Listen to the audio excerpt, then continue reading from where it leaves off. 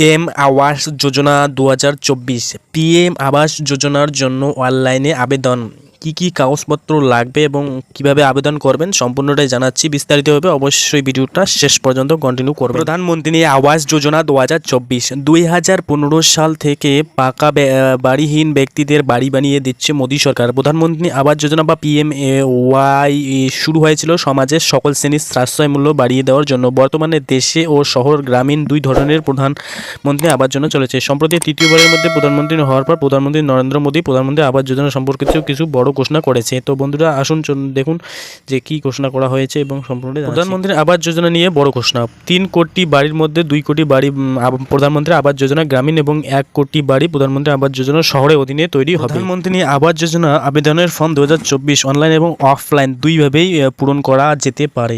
প্রধানমন্ত্রী আবাস যোজনার জন্য আবেদন করার জন্য পিএমএওয়াই এর অফিসিয়াল ওয়েবসাইটে pmaymis.gov.in এ গিয়েই করতে পারবেন। আপনিও যদি পিএমএওয়াই এর অধীনে একটি বাড়ি পেতে চান তাহলে আজই জেনে নিন অনলাইনে আবেদন ফর্ম পূরণ পদ্ধতি কীভাবে করতে হবে। পিএম আবাস যোজনার সুবিধা কারা পাবে? 1 নম্বরে বলা হচ্ছে আবেদনকারীর বয়স 18 বছর বা তারও বেশি হতে হবে। 2 নম্বরে বলা হচ্ছে প্রধানমন্ত্রী আবাস যোজনার ঘর পেতে হলে অবশ্যই হতে হবে ভারতীয় নাগরিক।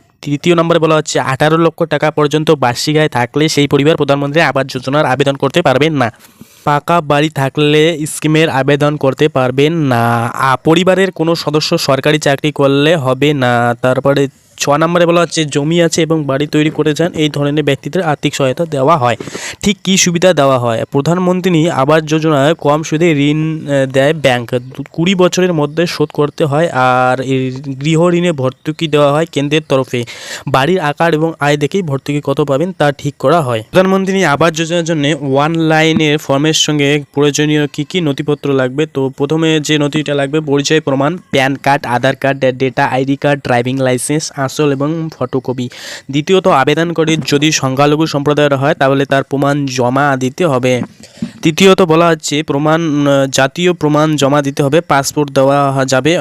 চতুর্থ বলা হচ্ছে অর্থনৈতিকভাবে দুর্বল সেক্টর সার্টিফিকেট বা নিম্ন আয়ের সার্টিফিকেট জমা করতে হবে। 6 নম্বরে বলা হচ্ছে আইটি রিটার্ন স্টেটমেন্ট। 7 নম্বরে বলা হচ্ছে প্রপার্টি ভ্যালুয়েশন সার্টিফিকেট। 8 নম্বরে বলা হচ্ছে ব্যাংক স্টেটমেন্ট এবং অ্যাকাউন্ট স্টেটমেন্ট। 9 নম্বরে বলা হচ্ছে প্রমাণ লাগবে যে আবেদনকারীর কোনো পাকা বাড়ি নেই। হ্যাঁ, এটা প্রমাণ করে দিতে হবে যে আবেদনকারী কোনো পাকা বাড়ি নেই। আবাস যোজনার জন্য কিভাবে আবেদন করবেন? প্রধানমন্ত্রী আবাস যোজনার জন্য আবেদন করতে নিচে দেওয়া কয়েকটি পদক্ষেপ আছে, সেই পদক্ষেপ অনুযায়ী আবেদন করতে হবে। প্রথম ধাপে বলা হচ্ছে পিএমএওয়াই ওয়েবসাইটে pmays.government.in এ লগ ইন করতে হবে। ধাপ 2 এ বলা হচ্ছে পরে সিটিজেন অ্যাসেসমেন্ট বিকল্প নির্বাচন করতে হবে এবং তারপরে ফর্ম স্লেম ডুয়েলার বা বেনিফিট আন্ডার 3 অপশনে অধীনে ক্লিক করতে হবে। 3 নম্বরে বলা হচ্ছে এখন আধার কার্ডের বিশদ লিখুন এবং চেক এ ক্লিক করুন।